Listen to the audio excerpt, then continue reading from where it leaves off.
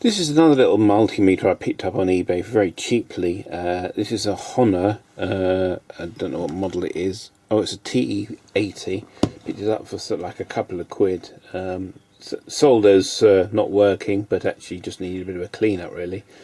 It all appears to be functioning correctly, but there's a couple of modifications I'd like to do to these old meters to give them a bit of a chance of being protected from overload and things like that. If you're not worried about these meters responding quickly to voltage change, and most people aren't, you know, they're just checking, say, a battery voltage or a steady DC supply, or even a steady AC supply. All you're interested in is, as long as the meter's sort of like jumping around, you're happy with that. I mean, if you're looking for sort of fast transit responses, you probably use a digital meter or scope, something like that.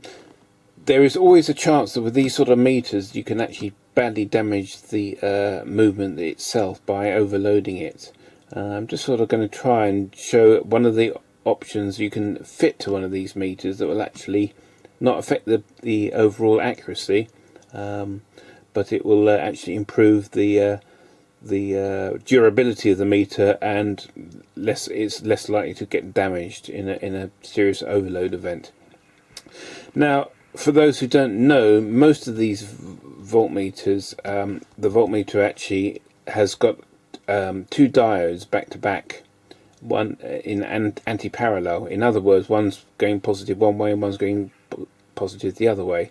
So basically it means that voltmeter cannot see any more than about 0.3, 0.4 of a volt. I think they're germanium diodes. So what happens is, if there's an overload situation occurs, the diodes sink the current through the resistor dropper that you're using if you're on the volt range, and therefore the meter never sees that sort of excessive current and doesn't burn the meter out, and it also stops the meter pegging sort of like 5 times its range over to the right hand side. So this is a modification that I've fitted to quite a lot of my meters, and I'm going to demonstrate it this evening just to show you what the difference makes. First of all, what I'm going to do is I'm going to apply 10 volts to this meter. Okay, so this meter is set to 5 volts per division, so we're doubling the range of the meter. Now, this has got no overload protection apart from the overload protection it came from, and this meter will put up with that. It's when you start to sort of get 25, 35, 40 volts, when the meter just gets slammed hard over to the right hand side of the scale. Even though the diodes are sinking the current, the protection diodes are sinking the current, the initial surge of the meter is so vicious that it can actually structurally damage the meter itself. So let me just show you this. I'm just going to connect this supply up, and you'll see how quickly the meter pegs over to the right when it's on. So this is the 5 volts per division range, and I'm applying 10 volts. And you see that just pegs straight over. I'll do it again, move it over a bit so you can see. Okay, so that's fine. If we increase that to, say, 15 volts, now obviously I don't really want to damage this meter, but it's quite useful to show you what difference it makes. So here's 15 volts. Okay, that's starting to whack over quite hard now. I wouldn't want to go much harder than that. So what initially the problem is because you're applying so much current, the acceleration of the meter is so severe that it can actually bend the end of the meter itself, so you can actually end up with like a hook-shaped meter if you apply a lot more voltage than I'm doing now. So one way to correct for this is to try and slow the transport down, and to do that, because we're driving through lots of series resistors and things like that, we can actually apply a bit of capacitance to the meter to actually slow the whole meter range down. Now, all meters are different, and you really need to experiment with what sort of capacitance you use, but I'm going to whip the back off the meter, and we'll have a look inside and see what it's using for protection, and see what we can solder in place to directly across the meter to see if we can add a bit of protection. Now, there is always a chance that you're going to apply voltage the wrong way round to the meter, and in theory the diodes will sink that current. One of the diodes will sink that current, so we can happily fit, I think, an electrolytic capacitor across there, and it shouldn't cause too much of a problem. Okay, so here's our meter movement here, these two connections here. Now I'm having a look on the circuit here, I can't see any form of protection at all actually. Now it's a chance that this particular meter hasn't got any overload protection at all. It hasn't even got the diodes fitted from what I can see.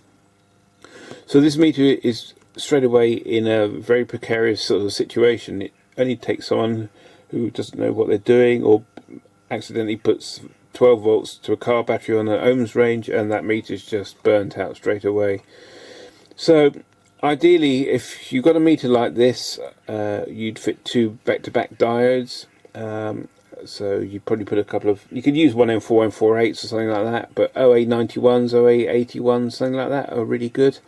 So you'd have one positive going that connection, and then you have a negative connection on the other diode. So the stripe will be on one side of the diode will be on that side, and the stripe on the other diode will be on that side, and that prevents the meter from being overloaded in both of the directions, and basically gives the meter a good chance of survival.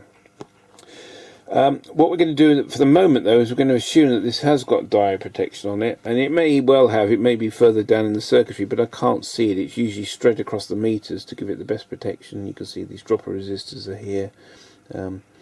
This is your pot for the ohms adjustment, and this is the output capacitor they used to call output capacitors, which basically is a DC blocker. So you can feed your AC signal into here and it will remove any DC content, as long as that capacitor is okay, obviously.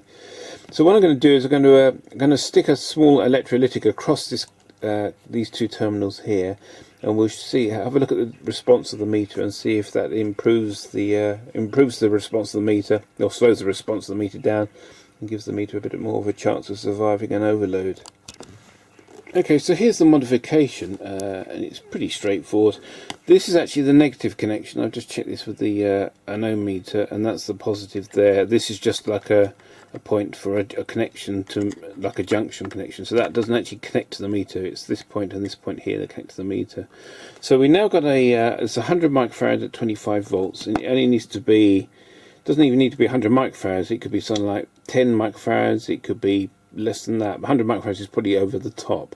Maximum voltage rating, you could have a 2 volt capacitor if you want, 2.7 volts, something like that. The voltage across here is very low.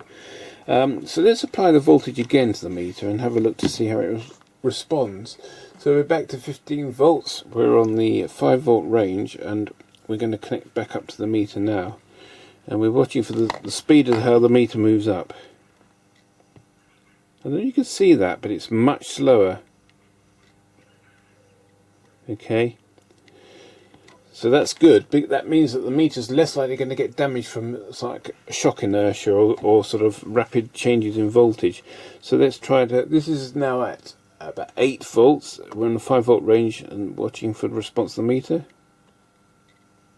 Okay, it's pretty good.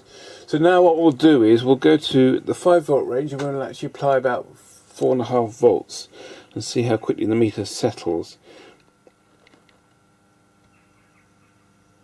Okay, that's pretty normal for a meter like this to overshoot, undershoot, and then sort of settle down. You're relying on the mass of the meter movement to settle down, but you see, it's much better, much heavier damped, and it gives the meter a much better chance of surviving an overload. Now, what you could also do, as I say with a lot of these meters, is add a couple of diodes across here. But this electrolytic capacitor is certainly going to slow the response down. It shouldn't affect the AC frequency because it's all rectified, and basically the output here is a pure DC anyway, so unless it's probably very high frequency, it might affect the roll off slightly, but I wouldn't have thought it'd make a lot of difference. These moving coil meters are not particularly good at high frequency or low frequency anyway. They're probably accurate around 50 Hertz to 100 Hertz, and they fall off pretty quickly there. So yeah, that's just a little modification that you can fit to a meter that you might have in your collection.